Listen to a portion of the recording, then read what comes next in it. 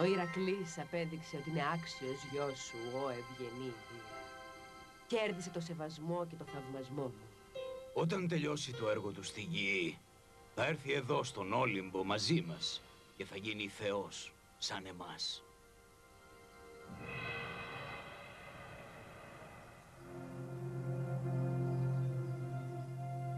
Τη γλίτωσαν οι θεοί, Ηρακλή. Γύρισες ακόμα πιο όμορφος και από τότε που έφυγες. Δηλαδή είσαι έτοιμη να με παντρευτείς? Να σου πω, το σκέφτομαι πολύ τελευταία και... να έλειψες πολύ καιρό και... Ηρακλή! Ηρακλή, άσε με κάτω! Είσαι σίγουρη? Όχι, όχι μέσα στο νερό! Πες μου, θα γίνεις γυναίκα μου? Ναι. Δεν άκουσα τι είπες. Ναι, 1000 φορές ναι, ναι! Σ' αγαπώ, μικρή μου. Σ' αγαπώ.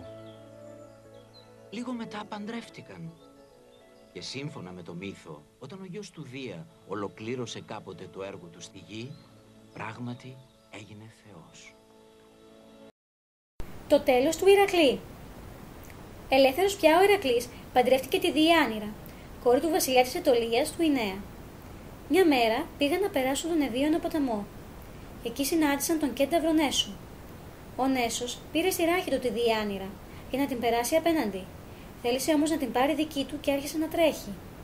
Τότε ο Ηρακλής τον χτύπησε με ένα από τα δηλητηριασμένα βέλη του. Πριν ξεψυχήσει ο Νέσος, είπε στη Διάνυρα: «Μάζεψε λίγο από το αίμα μου. Αν αλείψεις με αυτό το χιτώνα του Ηρακλή, θα σε αγαπάει για πάντα». Έτσι, κάποτε που ο Ηρακλής ζήτησε ένα καθαρό χιτώνα από τη Διάνυρα για να τον φορέσει και να κάνει θυσία στο Δία, εκείνη άλειψε ένα χιτώνα με το δηλητήριο του Νέσου και του τον έδωσε. Ο Ηρακλής τον φόρεσε και ο χιτώνας κόλλησε πάνω του.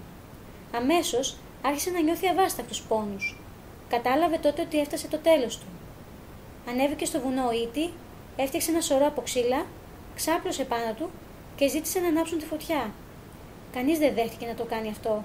Μόνο ο Φιλοκτήτης που περνούσε από εκεί δέχτηκε να ανάψει τη φωτιά και ο Ηρακλής, για να τον ευχαριστήσει, του χάρισε τα δηλητηριασμένα βέλη του. Ξαφνικά άρχισε να στράφτει και να βροντά. Ένα σύννεφο κατέβηκε, πήρε τον Ηρακλή και τον ανέβασε στον Όλυμπο. Εκεί συμφιλιώθηκε με την Ήρα και έζησε για πάντα με τους θεούς του Ολύμπου.